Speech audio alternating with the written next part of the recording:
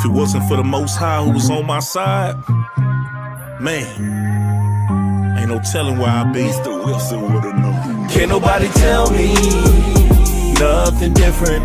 The Father's been good to me. So good to me. Yeah. Wave your hands if you feel me. I'm a witness. Yahweh's been good to me. So good to me.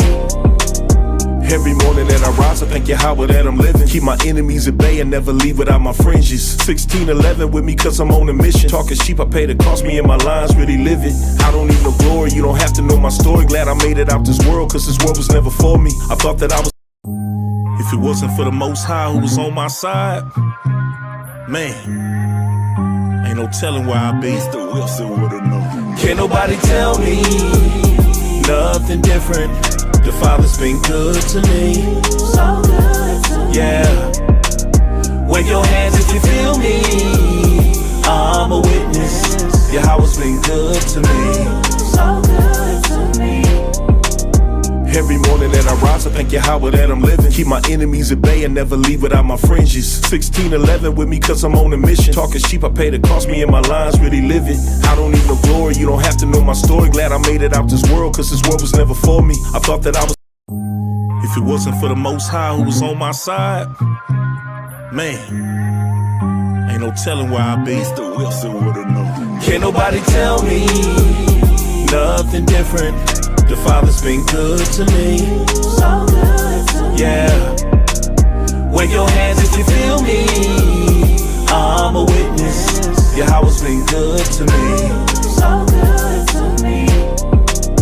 Every morning that I rise, I thank Yahweh that I'm living. Keep my enemies at bay and never leave without my fringes. 1611 with me cause I'm on a mission. Talking sheep, I pay the cost, me and my lines really live it. I don't need no glory, you don't have to know my story. Glad I made it out this world cause this world was never for me. I thought that I was. If it wasn't for the Most High who was on my side, man, ain't no telling where I'd be. Mr. Wilson would've known. Can't nobody tell me nothing different. The Father's been good to me. So good to me. Yeah. Wave your hands if you feel me. I'm a witness. Yahweh's been good to me. So good to me. Every morning that I rise, I thank Yahweh that I'm living. Keep my enemies at bay and never leave without my fringes. 1611 with me cause I'm on a mission. Talking sheep, I pay the cost, me and my lines really live it. I don't need no glory, you don't have to know my story. Glad I made it out this world cause this world was never for me. I thought that I was. If it wasn't for the Most High who was on my side, man, ain't no telling where I'd be. Mr. Wilson would've known. Can't nobody tell me nothing different. The Father's been good to me. So good to me. Yeah. Wave your hands if you feel me. I'm a witness. Yahweh's been good to me. So good to me. Every morning that I rise, I thank Yahweh that I'm living. Keep my enemies at bay and never leave without my fringes. 1611 with me cause I'm on a mission. Talking sheep, I pay the cost, me and my lines really live it. I don't need no glory, you don't have to know my story. Glad I made it out this world cause this world was never for me. I thought that I was. If it wasn't for the Most High who was on my side, ain't no telling where I'd be. Mr. Wilson would've known. Can't nobody tell me nothing different. The Father's been good to me. So good to me. Yeah. Wave your hands if you feel me. I'm a witness. Yahweh's been good to me. So good to me. Every morning that I rise, I thank Yahweh that I'm living. Keep my enemies at bay and never leave without my fringes. 1611 with me cause I'm on a mission. Talking sheep, I pay the cost, me and my lines really live it. I don't need no glory, you don't have to know my story. Glad I made it out this world cause this world was never for me. I thought that I was. If it wasn't for the Most High who was on my side, man, ain't no telling. Shalom, shalom, Israel. Welcome back to another edition of World History According to the Bible. I'm Shamar Yah, and to my right, Your brother Matafia. Khan. And tonight, we are going to be going over the southern kingdom of Israel. Let me pull this up real fast. The southern kingdom. So specifically, talking about Most High willing, next week will be the northern kingdom. But we see in the scriptures at one point we had a unified nation of 12 tribes. Initially, we didn't even have a king, right? So I believe that's what we went over last month, from Saul to David, and if I'm not mistaken, maybe even Solomon. But now we're going to be talking about Solomon's son, Rehoboam. And the reason why he becomes important when we're talking about the kingdom was because it was during his time and some of the decisions he made that caused there to be a southern and northern kingdom of Israel, right? So let's start off with Acts chapter 13, and we're going to get verse 17 through 21.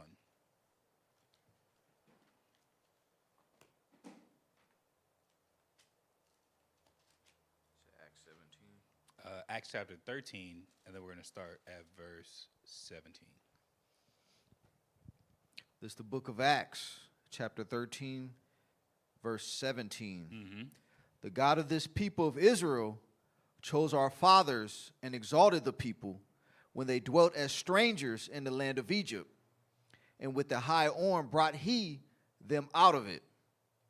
And about the time of 40 years suffered he there manners in the wilderness. So Paul is giving a rundown of Israel's history up until this point, right? Talking about from the Exodus, talking about the 40 years that they spent in the wilderness.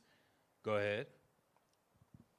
Verse 19. And when he had destroyed 7 nations in the land of Canaan, he divided their land to them by lot.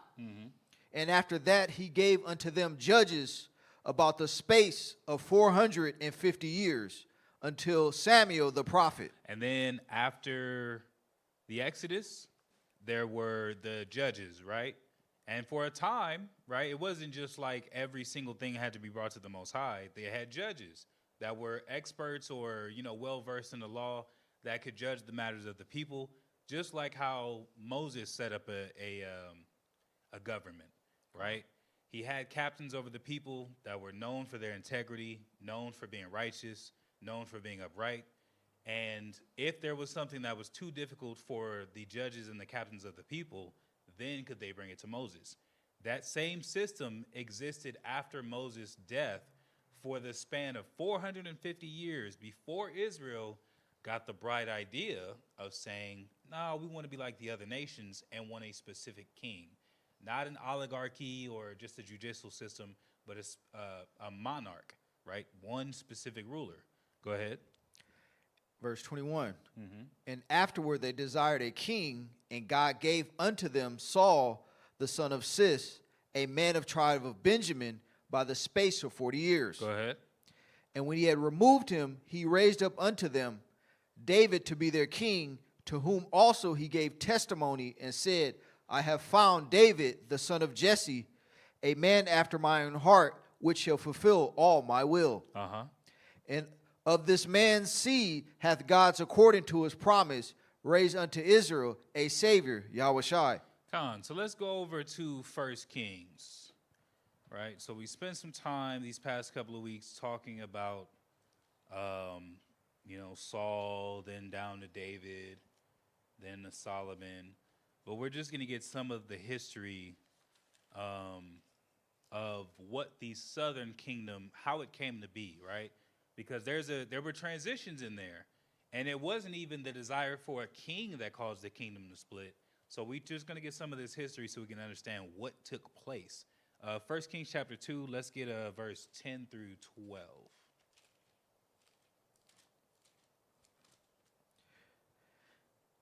This is the book of 1 Kings chapter 2, verse 10. So David slept with his fathers and was buried in the city of David. And the days that David reigned over Israel were 40 years. 7 years reigned he in Hebron, and 33 years reigned he in Jerusalem. So even though it says that there was a separation where he reigned in Hebron, reigning over Judah, and the tribe that was already familiar with him, there wasn't a split of the kingdom. But remember, so if you go back and watch the lesson on Saul and on David, David was anointed king over what will become the southern kingdom, but in Hebron. So Judah is accepting him and welcoming him as the king. And it was already, they understood that Samuel was there to anoint him. So they embraced the fact that he was a leader and a ruler. But all of Israel did not recognize David as king until 7 years later, when Saul finally dies, and then is David accepted and anointed over the rest of the tribes of Israel. But during those 7 years, like I said, if you go back and watch the lesson, that was the time that David was in Saul's military. David is Saul's armor bearer. He's gaining notoriety, gaining experience, and he's gaining renown amongst the people. But he spent 7 years more or less on the run, trying to avoid conflict, trying to avoid being killed by Saul. And after it finally came to a head, now he's king over everyone, right? So 40 years he was in rulership, 33 specifically over all of Israel. And then he died, right? Did you read verse 12 as well? No. Okay, go ahead. Verse 12. Then sat Solomon upon the throne of David his father, and his kingdom was established greatly. And Adoniah the son of Haggith came to Bathsheba the mother of Solomon, and she said, comest thou peacefully? And he said, peacefully. My bad. That was all I needed was Okay. verse 12. So Solomon is David's son that is chosen to rule after him, because it wasn't just that he had the one son, right? But that was the king that David chose, right? So let's stay in 1 King, but let's flip over to chapter 11. And we're going to start at verse 21, and we're going to read 21 through 40.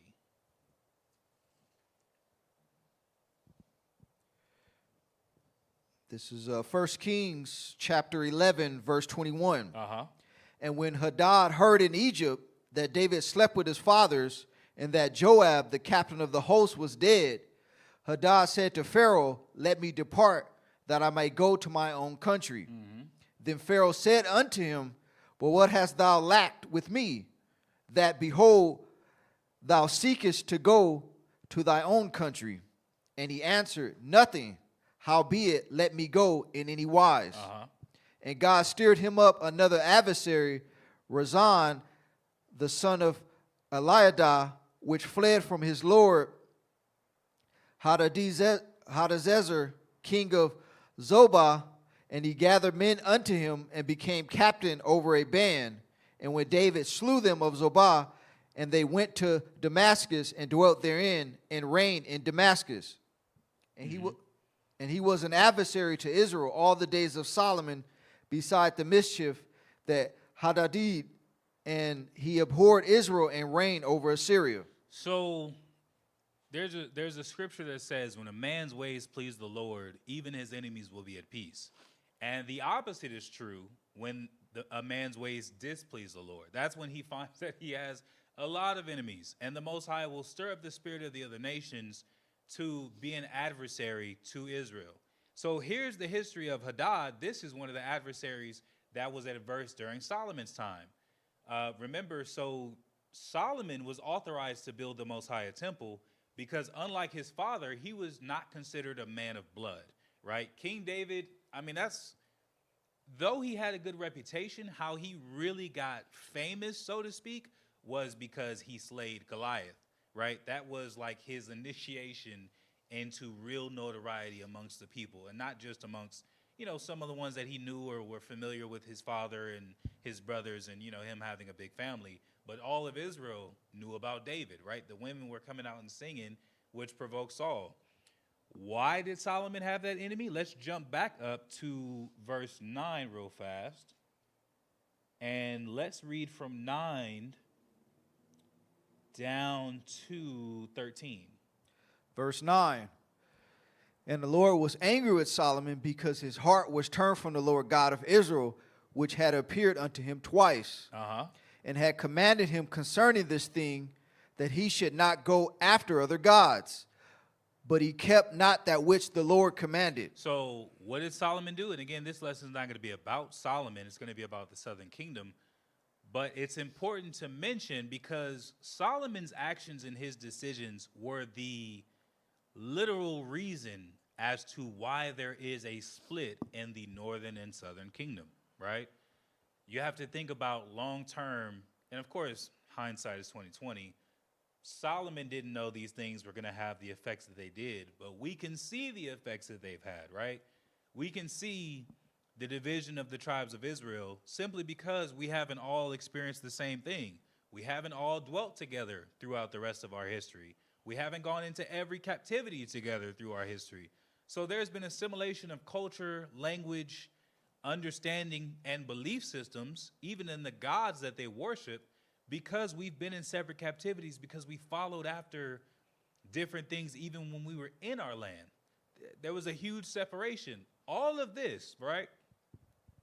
Even to this day, a so-called Negro and a so-called Latino would look at themselves as two entirely different people, right?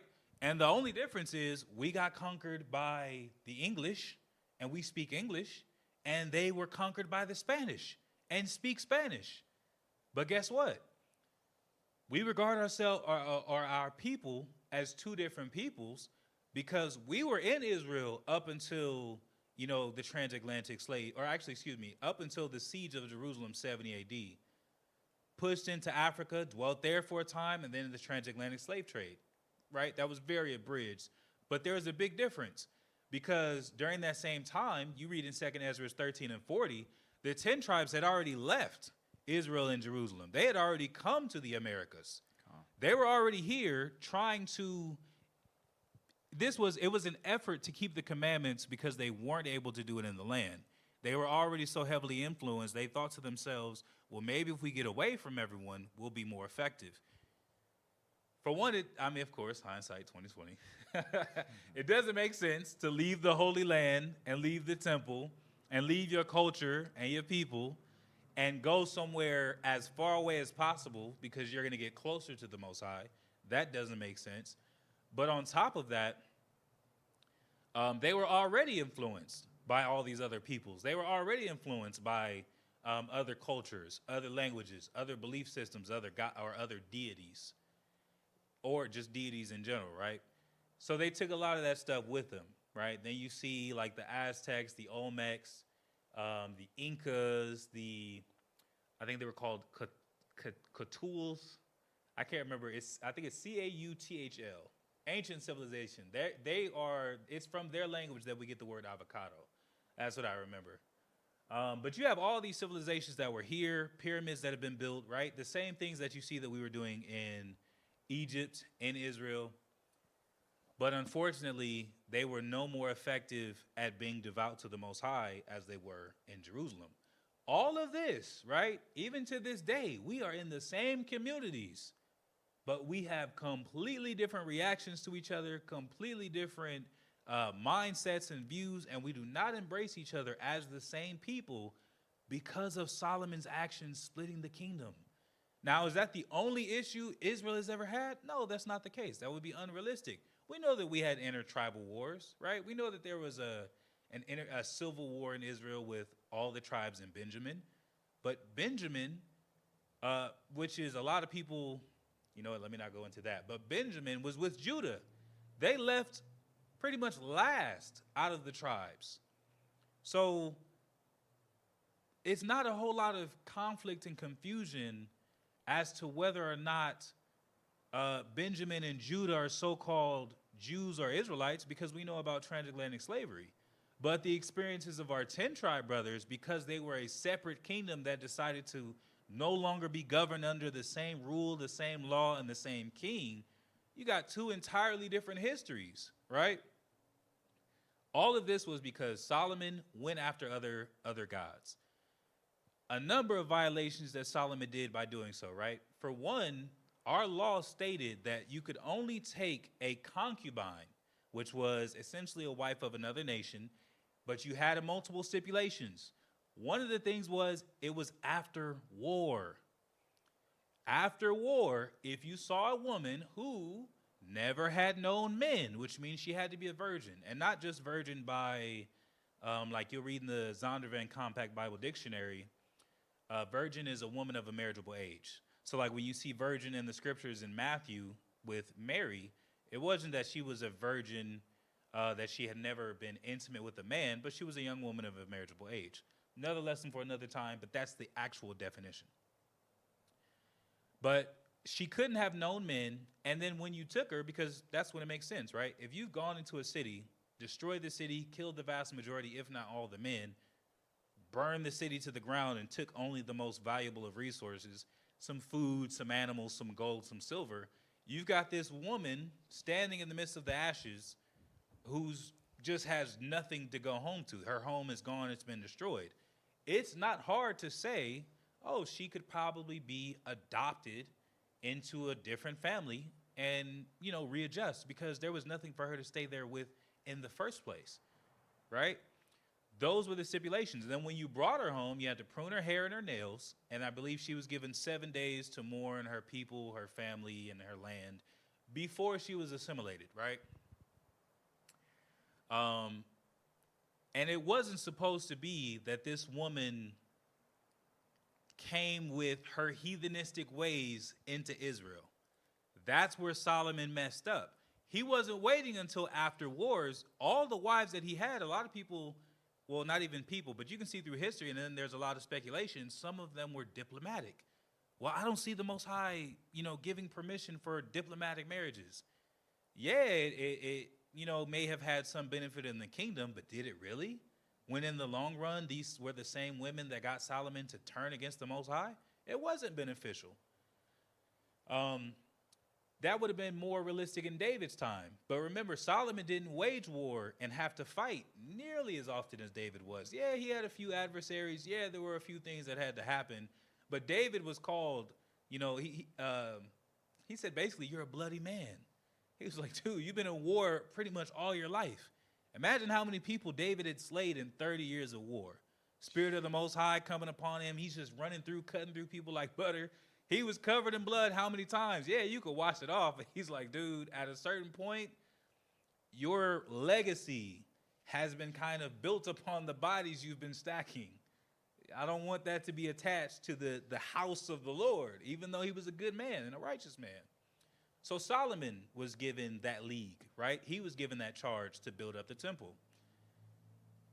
But because of the women that he took, they brought their heathenistic ways into Israel. And they brought their beliefs, their culture, their language into Israel. Solomon eventually has enough of these women to where they're talking amongst themselves and they want some familiarity with where they came from, because they were not properly assimilated into Hebrew culture. A prime example of that, a good example of that, is Ruth. Ruth the Moabitess. And she was so well assimilated into Israelite culture. Here we are, how many years later, 1,000+ years later, still debating if she was an Israelite. That's what it was supposed to look like. You take a concubine, you take a woman of another nation, she's supposed to be so assimilated into Israelite culture that you can't tell the difference on paper between her and an Israelite woman, right?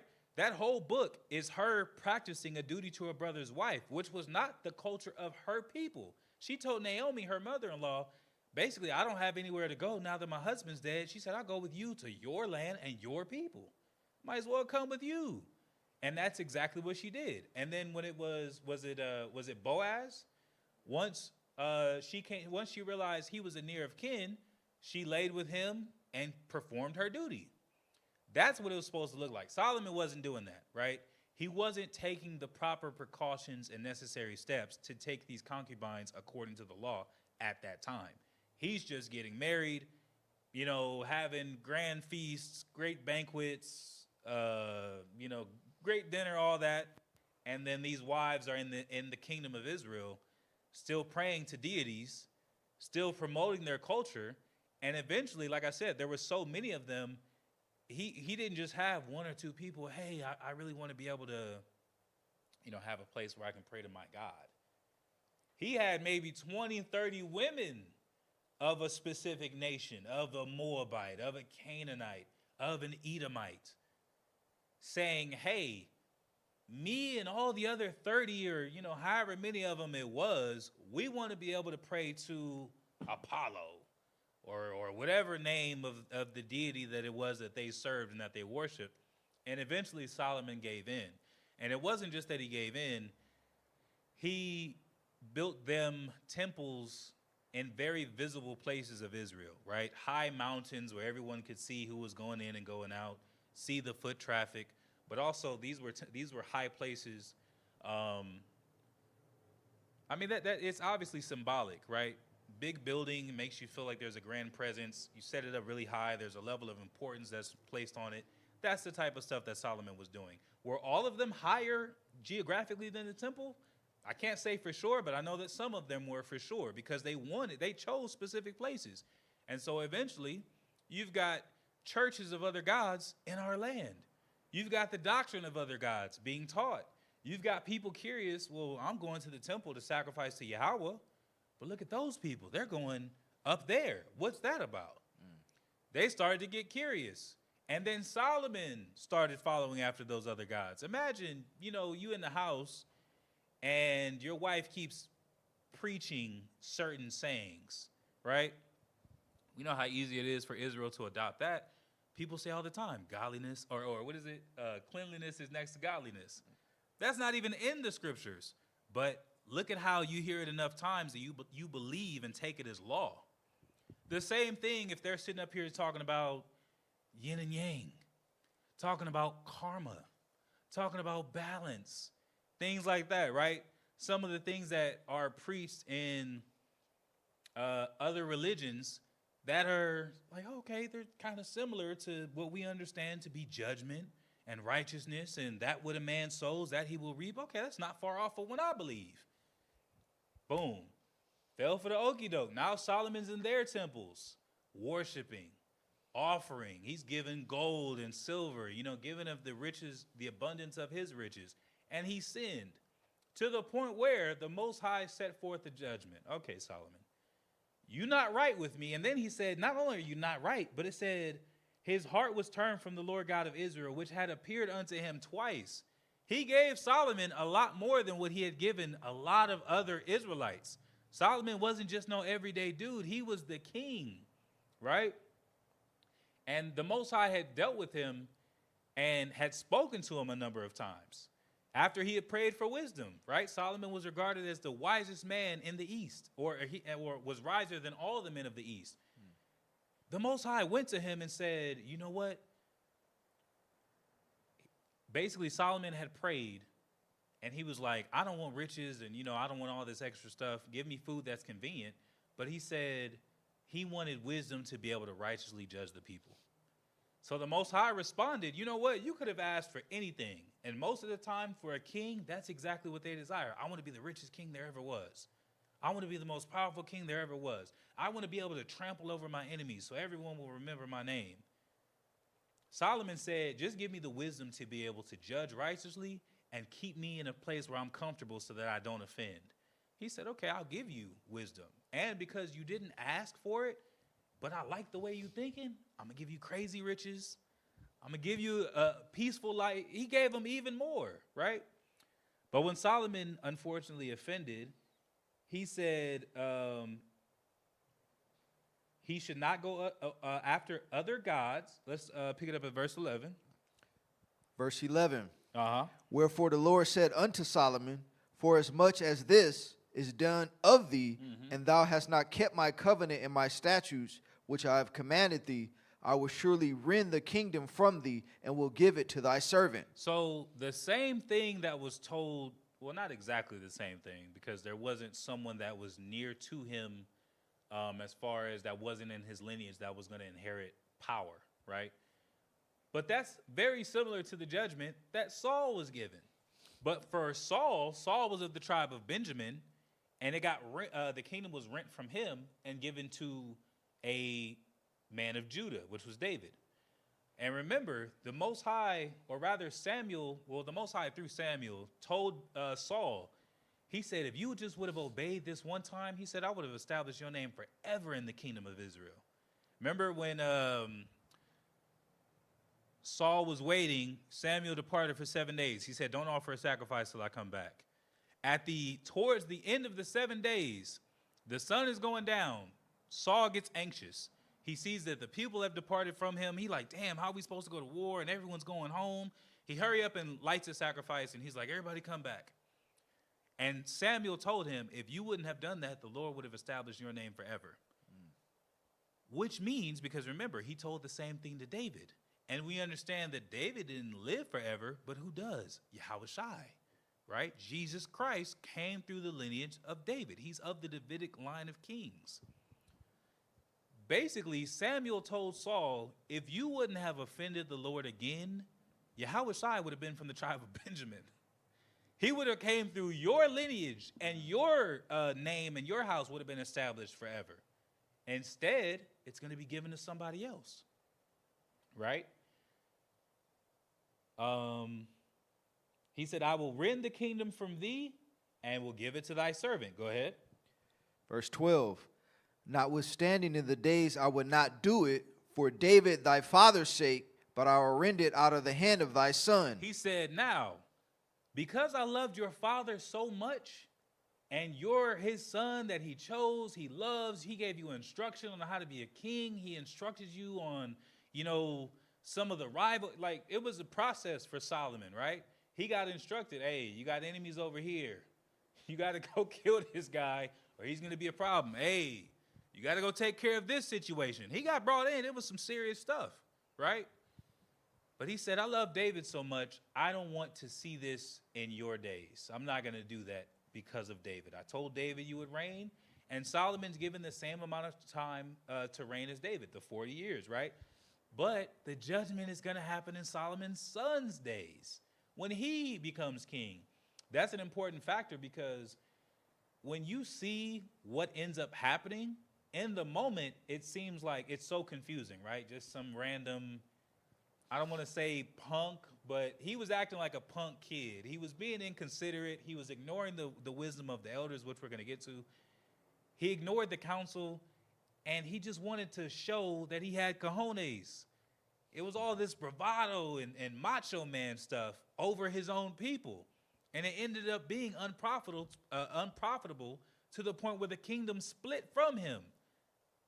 But this was already prophesied to happen as a judgment, not even for what Rehoboam did, but for what his father Solomon did. Let's go ahead.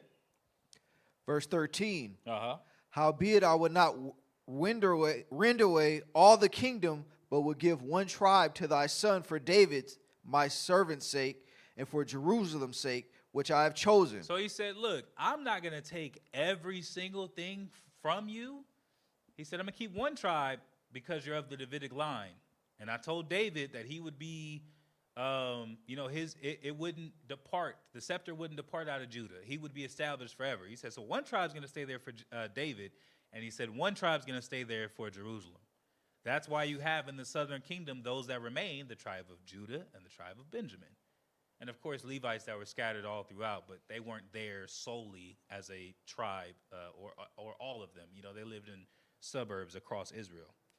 So there were two tribes that were going to remain. Now, let's drop down.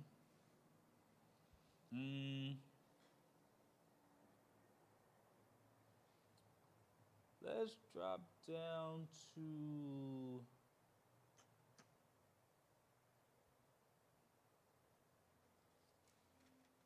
actually, it's important that we pick back up where we were. Let's drop down to verse 26.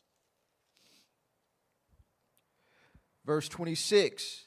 And Jeroboam the son of Nebat, an Ephrathite of Zeredah, Solomon's servant, whose mother's name was Zeruah, a widow woman, even he lifted up his hand against the king. And this was the cause that he lifted up his hand against the king.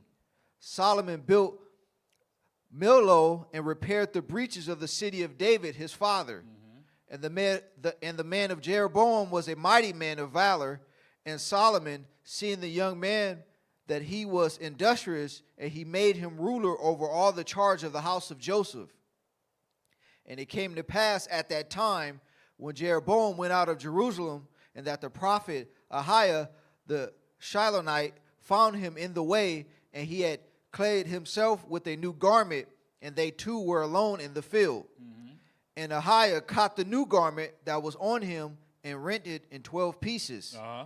And he said to Jeroboam, take thee 10 pieces, for thus saith the Lord, the God of Israel, behold, I will rend the kingdom out of the hand of Solomon, and will give 10 tribes to thee. Uh-huh. But he shall have 1 tribe for my servant David's sake, and for Jerusalem's sake, and the city which I have chosen out of all the tribes of Israel.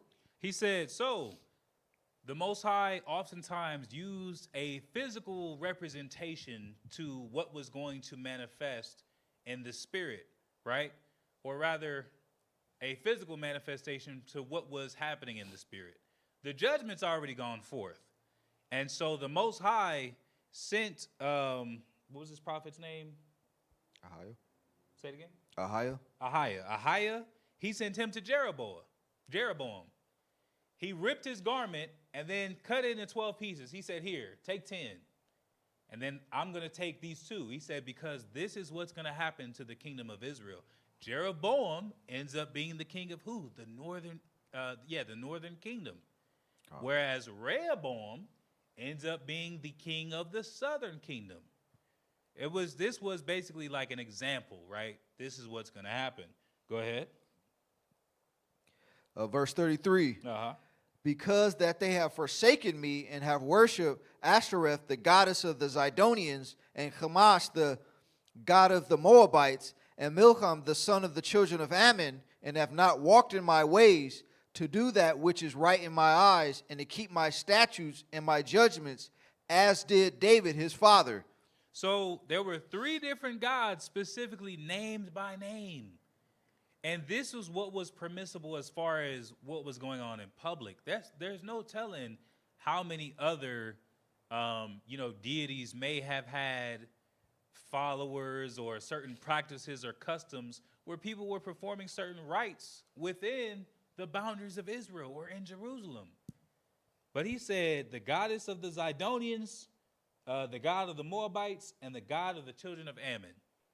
Those were the temples that Solomon had set up, for his wives to be able to worship and feel like they was at home. But that's not their home. And those aren't our gods. So the Most High was furious. He said, this is why the kingdom is going to be split this way, because of Solomon's decisions. Go ahead. Howbeit, I will not take the whole kingdom out of his hand, but I will make him a prince all the days of his life for David, my servant's sake, whom I have chose because he kept my commandments and my statutes. Mm-hmm. But I will take the kingdom out of his son's hand and will give it unto thee, even 10 tribes. Go ahead. And unto his son will I give 1 tribe, that David my servant may have a light always before me in Jerusalem, the city which I have chosen me to put my name there. And I will take thee, and thou shalt reign according to all that thou soul desireth, and shall be king over Israel. Mm-hmm. And it shall be, if thou wilt hearken unto all that I commanded thee, and wilt walk in my ways, and do that is right in my sight, to keep my statutes and my commandments, as David my servant did, that I will be with thee, and build thee a sure house, as I built for David, and will give Israel unto thee. And I will for this afflict the seed of David, for not forever. He said, but not forever. So because Solomon had offended, because remember, technically speaking, this can happen to any lineage, because was it not out of the lineage of Saul that, was it the Most High that said he would cut off every one that pisseth against the wall, against Saul? Ahab. So that can happen really to any lineage. You can anger the Most High to the point where he said, look, anybody that pisses against the wall, which that's how it's said in the Bible, that's a man, right? That's the men. Not really, women aren't known for just being able to set up anywhere and do what they got to do. But a man, whether he's in the city, he's in the woods, he could just, do his business on a tree, on a wall, whatever, right? So when he said any that pisseth against a wall, he said basically all the lineage or all the men of your lineage, it's going to be a problem. Jeconiah, same thing. Against all the lineage of your sons. And was it Jeconiah that got told none of them would see like their old age? Yeah, I gotta get the names. You know, when we start going through the son of and the son, yeah. That's where I'll be like, yeah, right here, there it is. I don't remember the names very well. I'm good with the stories. I really got to be able to, I need to write the names down from now on. But yeah, it's a lot of names. But basically, there was a curse put forth where a man, matter of fact, let me see if I can find it real fast. He was told, though, none of your sons are going to be able to see the full flower of their age, meaning that pretty much any lineage, even though your lineage is going to continue, all the men of your family, they're going to die early. So you might even see a couple of families like, his grandpa died at 33. And then he had a son, and then he died at 30. And then he had a son that died at 27. It's like, dang, what's going on with the men in that family? That's a curse. But that's exact, that was like a parallel of what happened. And I wish I knew the name off top. It's all good, but if you can find it, you can find it on your own time. But those were the types of curses. So that technically can happen to any lineage. That's, with the point of what I was getting at. But the Davidic line and Saul's line, they weren't just anybody. Their consequences, their egos, their mistakes, they had ripple effects through the history of not only Israel, but through mankind, essentially, because you had kingdoms that got brought up into power because they had Israel in captivity. It changed everything for everyone through the mistakes of a few men during a critical time of their leadership and rulership that caused other gods to be brought into the land. How much of an effect does that have? Then, instead of just judging that one man in that one circumstance, now you got 50 people following after an idol. It becomes a bigger issue. And it's not just 50 people. It might be 50 families. That's a lot of people. That continues to spread. Then they start doing what? They might start offering their children up as sacrifices. That was a custom of some of the idols of the other nations. They would offer up their children through the fire. So how much death, how much idolatry, how much division is brought about through the decisions of a few men? That's how easily it can begin to, that little leaven can leaven the whole lump. And there's catastrophic events or catastrophic effects that take place through all of Israel, right? Let's pick it up. Where were the verse 40? Okay. You don't want 39? Go ahead, 39. And I will, verse 39, and I will for this afflict the seed of David, but not forever. So he said he's going to have some problems through y'all's lineage, but it's not going to be forever, right? Go ahead. Solomon sought therefore to kill Jeroboam, and Jeroboam arose and fled into Egypt unto Shishak, king of Egypt, and was in Egypt until the death of Solomon. And in classic fashion, when the king's hearts, you see this in Saul, David's heart was right? And he also died king. But then you see it with the very next king after David, Solomon. When they discovered that the power that they had been given was going to be stripped from them, they sought to kill their predecessors. Saul spent the better part of 7 years ruling as a wicked king who the Spirit of the Most High had already departed from, and seeking to end David's life, thinking that that would stop the prophecy that was given to him by Samuel, that the kingdom was going to be rent from his hands. Now, David didn't do that. But now Solomon's in the same position where he's being told, hey, the kingdom's going to be taken from you. It's going to be given to your neighbor. And when he finds out that that neighbor is Jeroboam, he's trying to kill him because he thinks that that will be able to stop the prophecy and the judgment that's been set forth by the Most High, that the kingdom is going to be transferred, or the power of the kingdom is going to be transferred from his hands to another, right? Classic fashion of the kingdoms, of the kings, unfortunately. Go ahead. Verse 41. Uh-huh. And the rest of the acts of Solomon and all that he did and his wisdom, are they not written in the book of the acts of Solomon? And the time that Solomon reigned in Jerusalem over all Israel were 40 years. And Solomon slept with his fathers and was buried in the city of David his father. And Rehoboam his son reigned in his stead. So now Rehoboam's in power, right? Let's continue on to chapter 12. Let's read 1 through 15. chapter 12, verse 1. And Rehoboam went to Shechem, for all Israel were come to Shechem to make him king. And it came to pass when Jeroboam the son of Nebat, who was yet in Egypt, heard of it, for he was fled from the presence of King Solomon, and Jeroboam dwelt in Egypt, that they sent and called him. And Jeroboam and all the congregation of Israel came and spake unto Rehoboam, saying, Thy father made our yoke grievous. Now therefore make thou the grievous service of thy father and his heavy yoke, which he put upon us, lighter, and we will serve thee. So, Solomon had a booming operation, but it came with a price, right? Solomon had a enormous kingdom to manage. So there was a lot of work to be done within the actual kingdom of Israel to sustain all the things that Solomon was able to accomplish. The diplomatic marriages, the management of resources.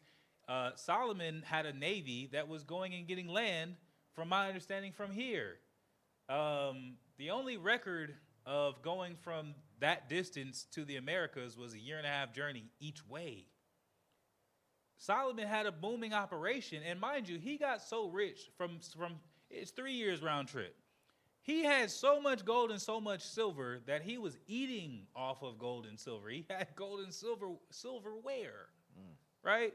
Solomon had it going on, and mind you, you can only really get your profit in your precious metals or whatever the case may be 3 years down the line. So how many expeditions did he get, or how many expeditions did he charter for him to get to a place of eating off of precious metals and having chalices?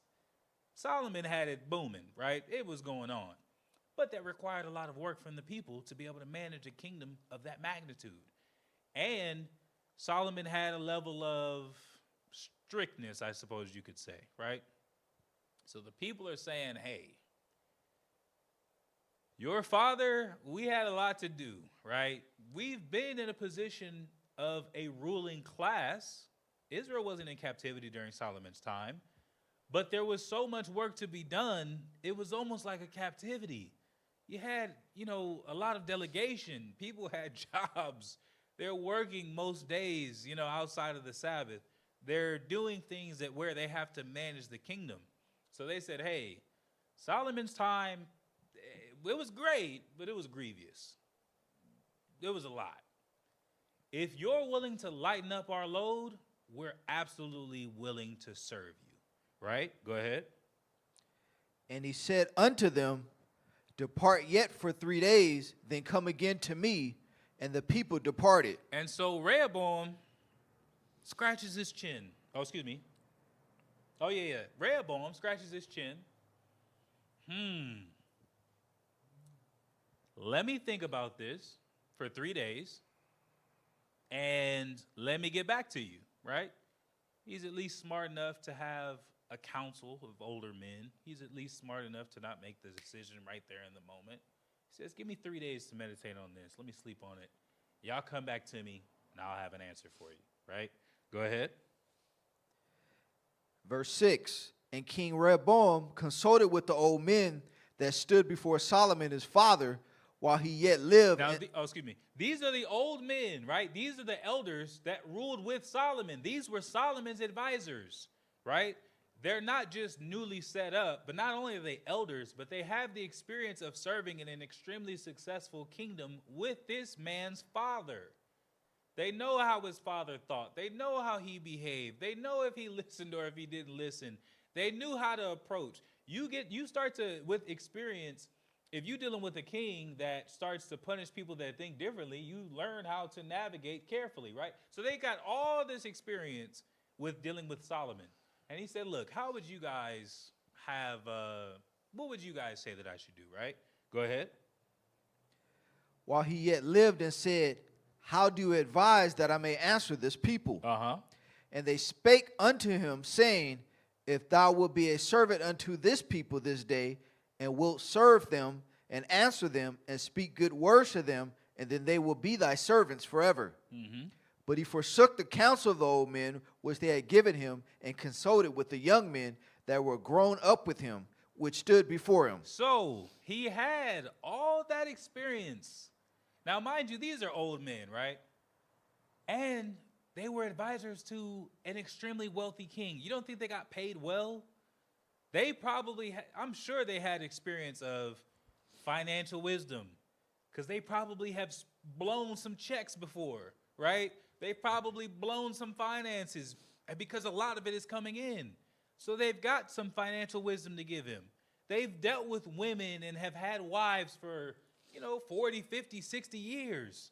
They have wisdom to impart to him. And in addition to that, they already know what was required for the leadership of his father.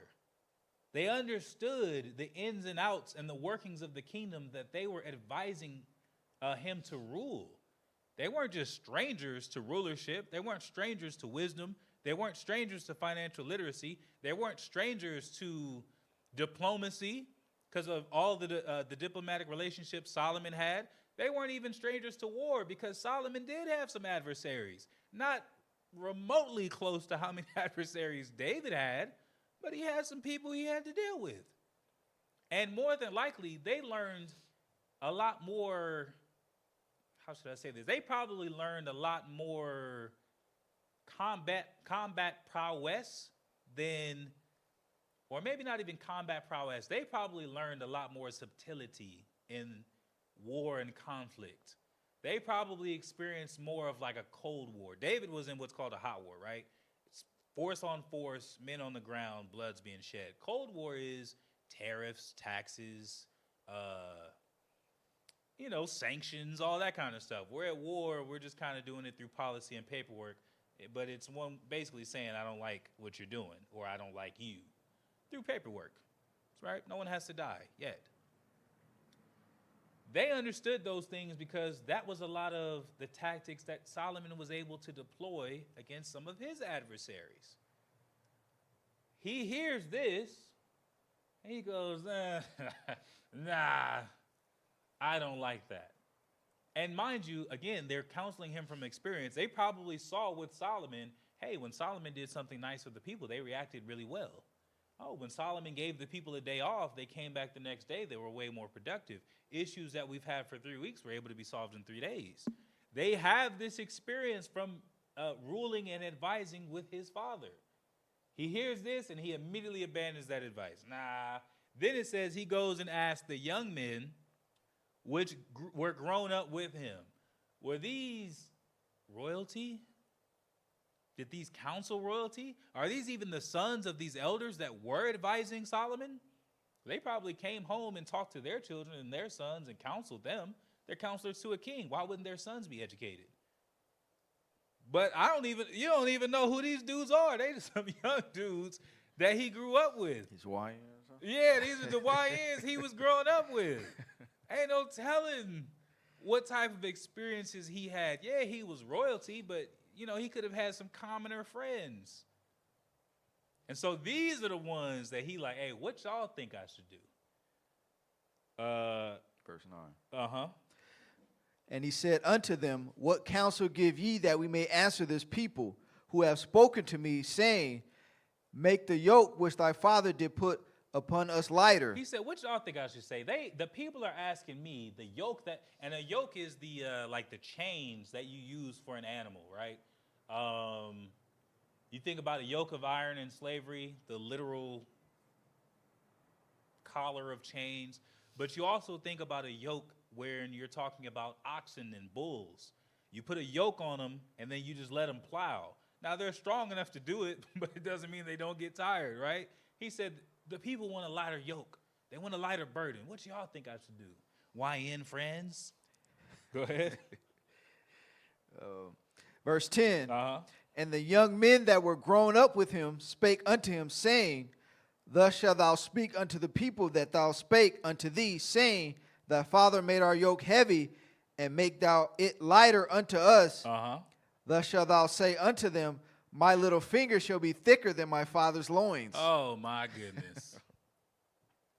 The people are coming to him sincerely. Hey, man, it's not that we're not trying to get out of service. We're not trying to completely avoid. We understand you're the king. We're going to do what we need to do for you. Just don't have it to where we can't enjoy our lives outside of this service. Because it ain't like they were serving the Most High like that. They serving Solomon. And so, yeah, Solomon is the king, and at one point he did walk with the Most High, and he was right in the Most High's eyes. But eventually he started going against what the Most High desired for him.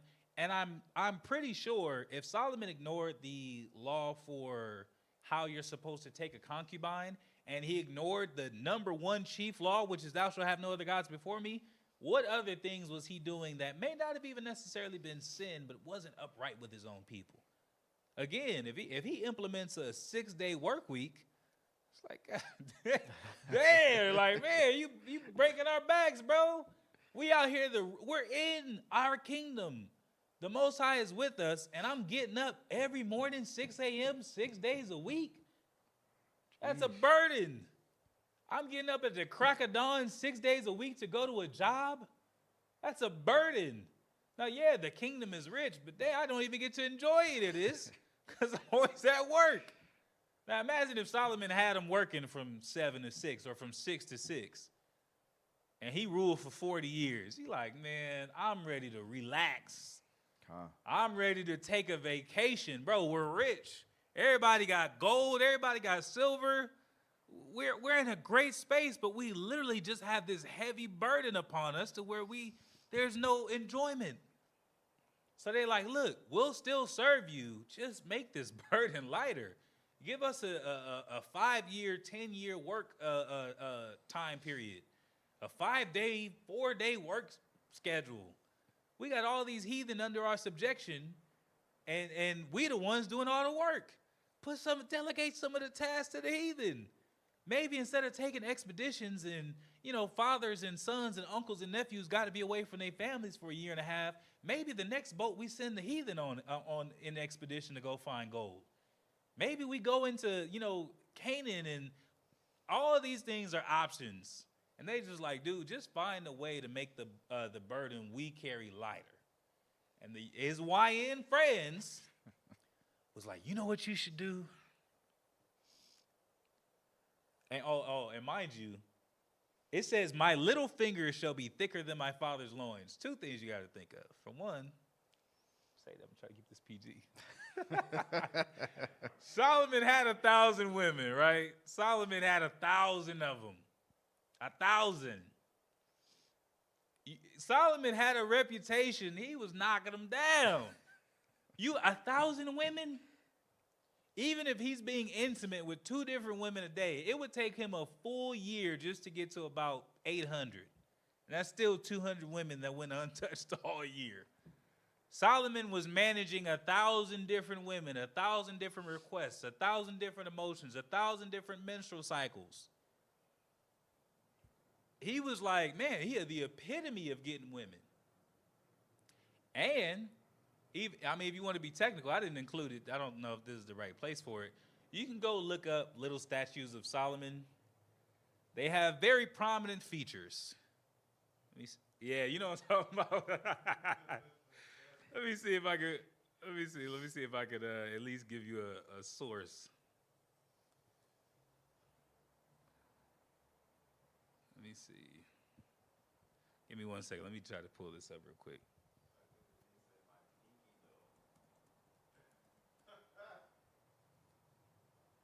Oh, I think it's a figurine. I think that's the. Yeah. There's a particular one. Do you know which one I'm talking about? It's all black. I actually didn't know. Oh, okay. There was one, I don't even see it anymore. I can't find it, but there was one that was constructed, and it had, like I said, it had some prominent features, right? You're right. It has some prominent features. So his friends is telling him, oh, your daddy got 1,000 women. Oh, he the man. Oh, he got this going. He got that going. Show the world. Show the people that your little, that not your thumb, not none of these. Your smallest finger. It got more manpower, more machismo, more mojo than your daddy's loins. And them was the loins that had 1,000 women. Your little finger is better than that. How much more the rest of you? That was the advice they gave him. Whose advice do you think he took? Let's find out. Verse 11. Verse 11. And now whereas my father did lay you with a heavy yoke, I will add to your yoke. He said, y'all working 5 days, 8 hours a day? I want 6 days, 12 hours a day. I want to add to the burden you had. You talking about it? You thought my father made it hard. Y'all going to obey me. He was power tripping. He tripping. It's like, bro, the people are openly telling you, just give us a little bit more of an experience of our lives because it's like a captivity. We have a heavy burden. That was the same thing they were saying in Egypt with taskmasters. It was a heavy burden upon them. And that was in captivity. But guess what? Our people made Egypt the superpower that it was. So Israel is a superpower. We're doing it for our own people. But again, we working like slaves. He said, I ain't going to ease it up. Matter of fact, I'm not even going to keep it the same. I'm going to make it worse. I'm going to make it worse than my father did. Then listen what he said, though. Go ahead. My father has chastised you with whips, but I will chastise you with scorpions. Oh, my goodness. Wow. He said, my father made it hard. He put the whip to y'all back, had y'all working. You was on the plantation with my father. He said, I'm throwing a scorpion in there. A man with a whip, he might get tired. He can only whip so many backs at once. He can only whip one back at a time, and then he going to get tired after a few people. He said, but if I put a scorpion on your back, if I drop a scorpion down your shirt, how many times that scorpion going to sting? Then when that scorpion done stinging you with the tail, he still got them little pinchers. He could grab a chunk like this. Oh, man, he said, I'm going to make it way worse. My father, he had y'all working. He tormented y'all with the whips. He said, I'm going to bring out scorpions. I'm going to just go up. It's going to be way worse under me. Y'all thought he was bad because, again, it was all about proving something. It was idiotic advice, to say the least. Right? It made zero sense. The people came to him sincerely and earnestly. He ignores the counsel of those with experience. He talks to these young dudes, and that's why I said some young punks. I don't know nothing about no leadership, because what type of move is that? You gonna not only lord over the people, you gonna torment them for what? Why? That's the advice what advice you think he took? Go ahead. Oh, actually, no, that was him answering, huh? Oh, no, that wasn't. Go ahead. Let's pick it up in verse 12. Verse 12. Uh-huh. So Jeroboam and all the people came to Rehoboam the third day, as the king had appointed, saying, come to me again the third day. Uh-huh. And the king answered the people roughly and forsook the old men's counsel that they gave him. And then he answered them roughly. He got something to prove. He talking reckless in the public audience of all the tribes of Israel. Y'all mother effers think my father was something. It's like, oh, why is he talking to us like that? Yeah, that's answering roughly. You fools. Like, it's just rude and rough. Like, whoa. Calm down. Where is this coming from, Rehoboam? We told you we would gladly serve. Go ahead. Verse 14. And spake to them after the counsel of the young men, saying, my father made your yoke heavy, and I will add to your yoke. And my father also chastised you with whips, but I will chastise you with scorpions. He gave word for word what his YN friends was telling him to say. Again, who are these dudes? What's their records? What type of stuff they got on their resume? Who have they counseled? Who have they advised well? What type of success have they seen? And then you know they coached him, because why he go out there and answer roughly? They like, man, when you say it, you got to say it like you mean it, bro. Can't just go out there and say, oh, my father. You got to roar. Go out there and yeah. You know, so he go out there and he roughly answers the people. They like, oh, God, scorpions. Go ahead. Verse 15.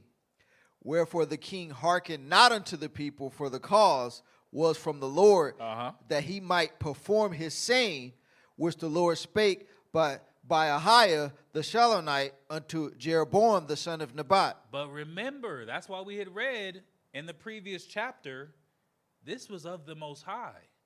As much as it sounds illogical in the moment, reading his decision, it makes zero sense. Why would you forsake all of that experience, wisdom, age?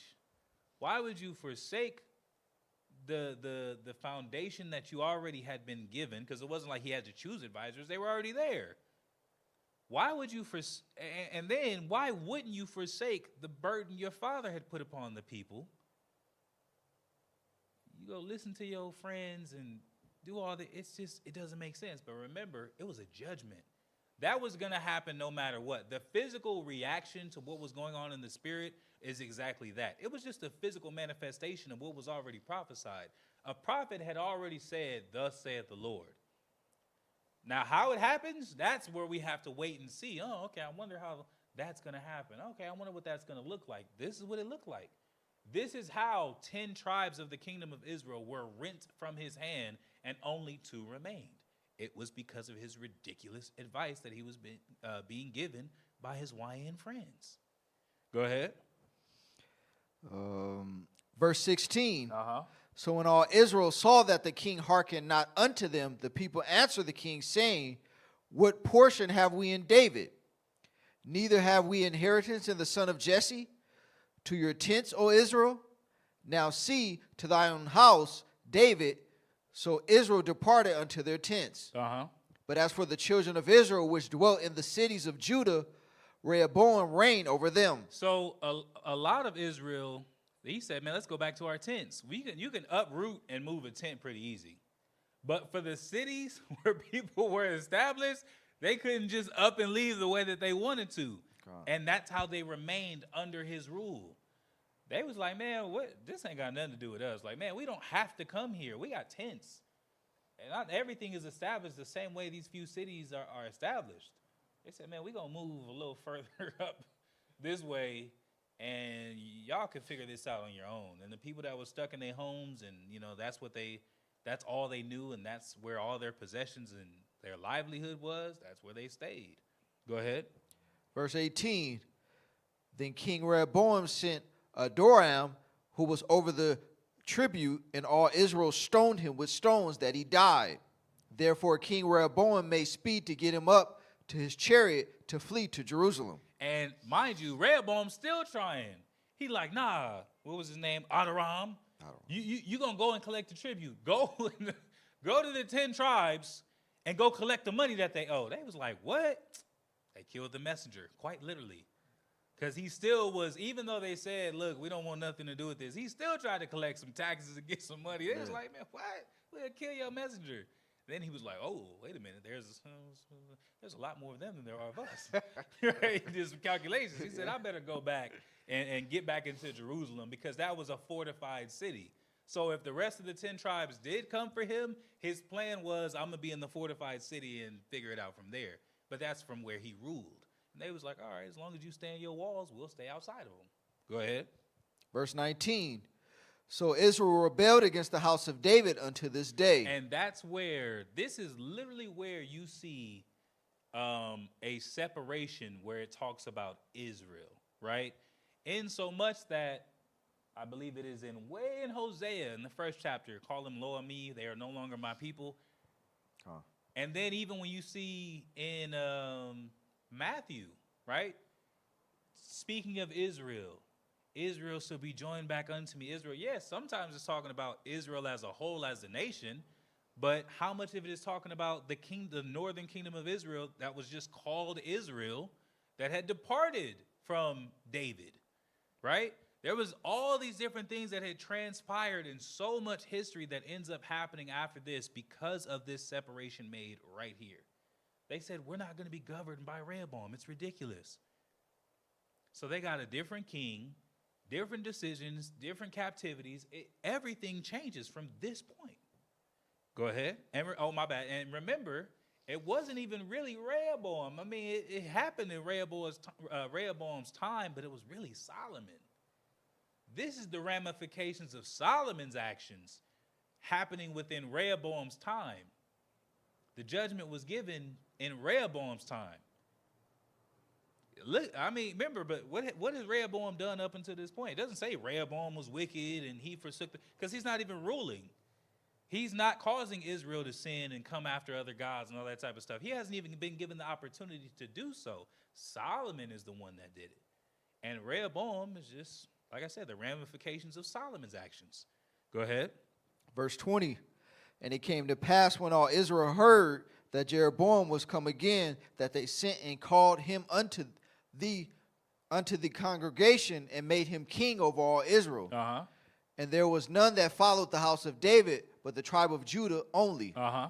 And when Rehoboam was come to Jerusalem, he assembled all the house of Judah with the tribe of Benjamin and 180,000 chosen men, which were warriors to fight against the house of Israel, to bring the kingdom again to Rehoboam, the son of Solomon. So the northern kingdom, they had chosen Jeroboam, just like the prophet had prophesied.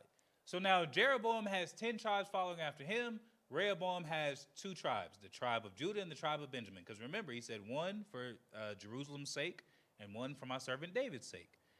Then Rehoboam, let's see, what did he say, 104 score? What is that, 180,000 men?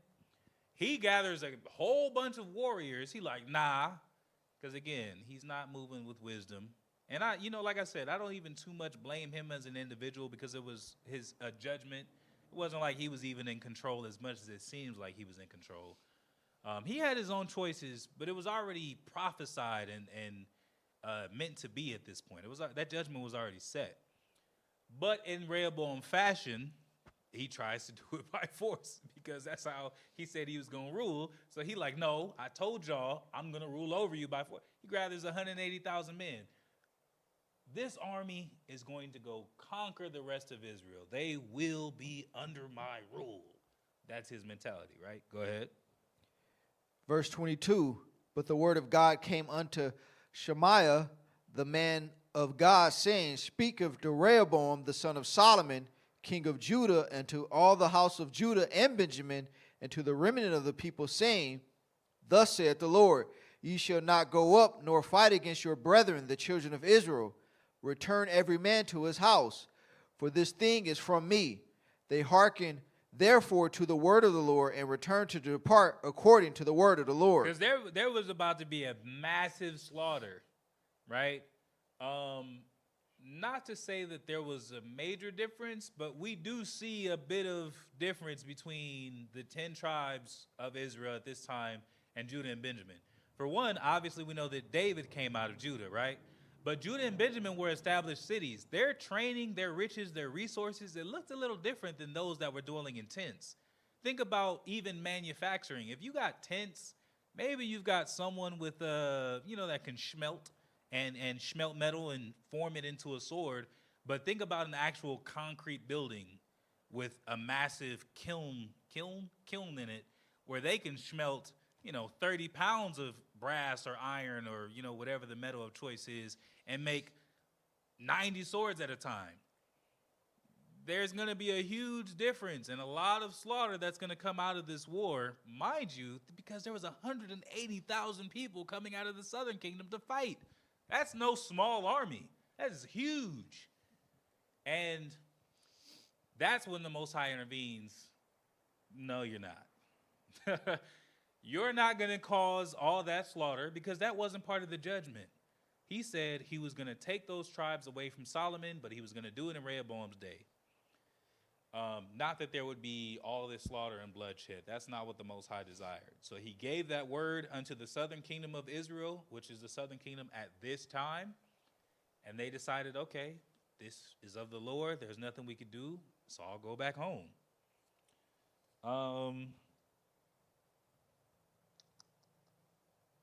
Let's continue to read on. Verse 25. Then Jeroboam built Shechem in Mount Ephraim, and dwelt therein, and went out from thence and built Penuel. And Jeroboam said in his heart, Now shall the kingdom return to the house of David. If this people go up to do sacrifice in the house of the Lord at Jerusalem, then shall the heart of this people turn again unto their Lord, even unto Rehoboam king of Judah, and they shall kill me and go again to Rehoboam king of Judah.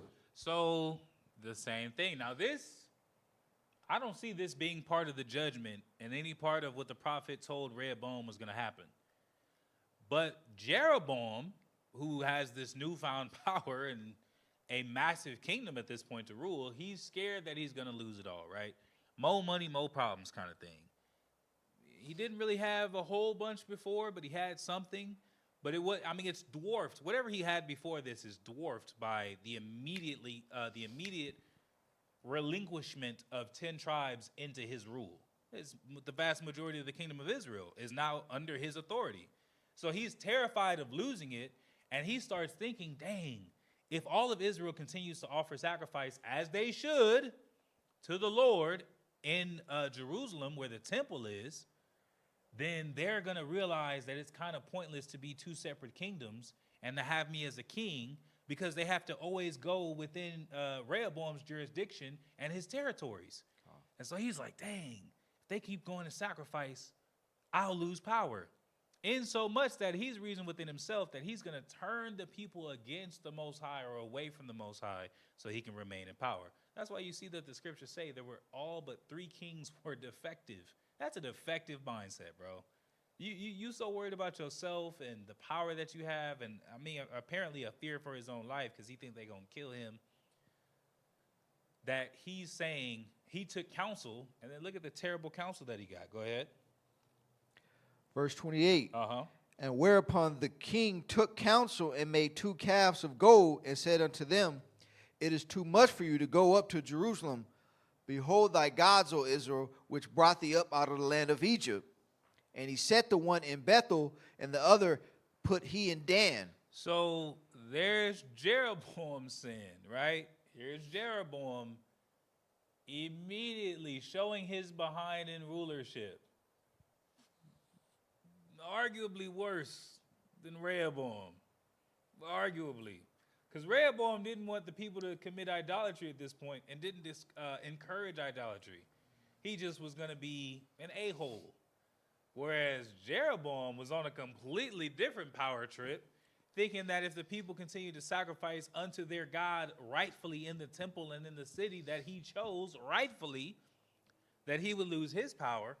And in classic fashion, not classic king fashion, but classic idolatrous fashion, he builds golden calves.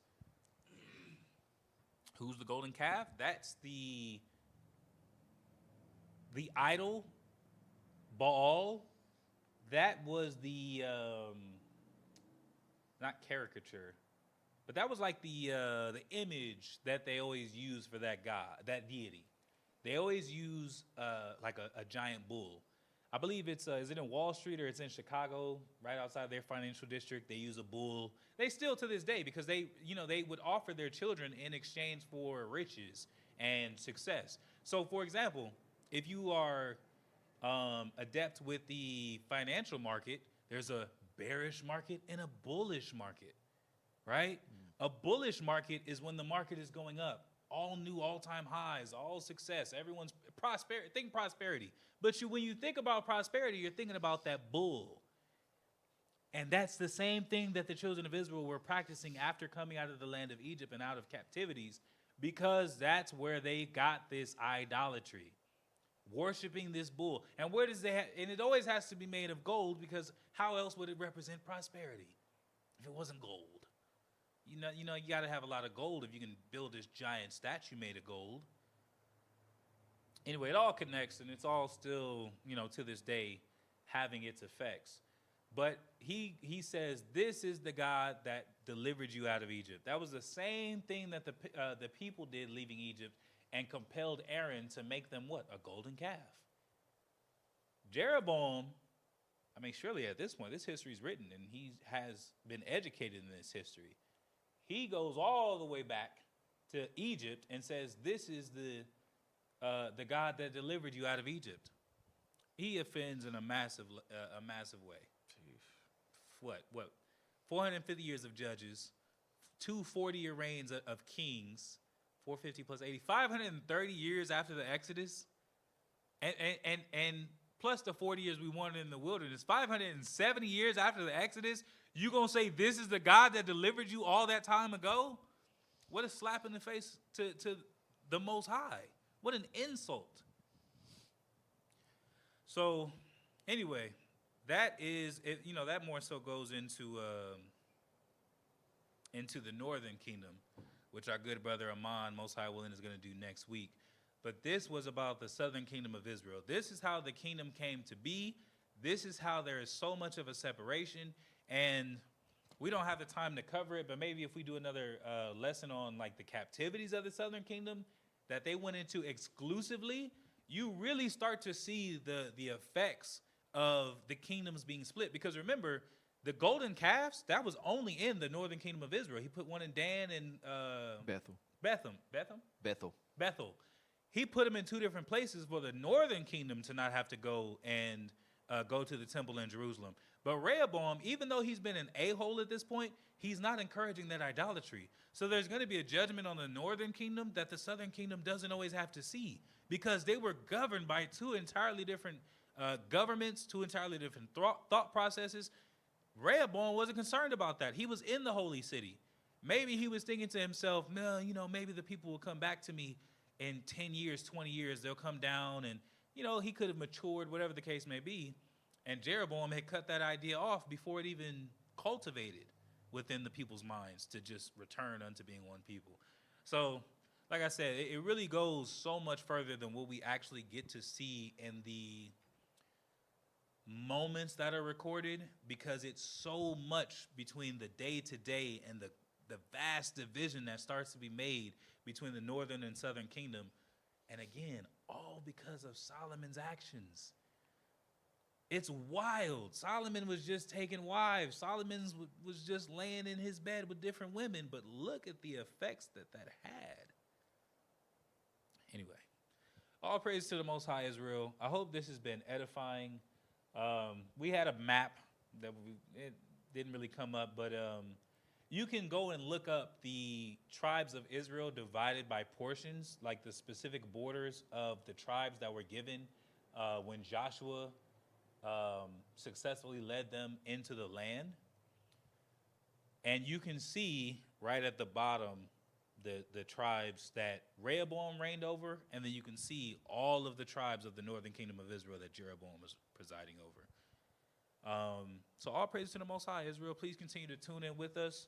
We appreciate the support, and again, we hope that you're able to get something from this so that we're more connected and have a better understanding as to how we got here to this day, from the division of the tribes, the different captivities, but also a reconnection with our culture as it is, right? All praises. Shalom. Shalom.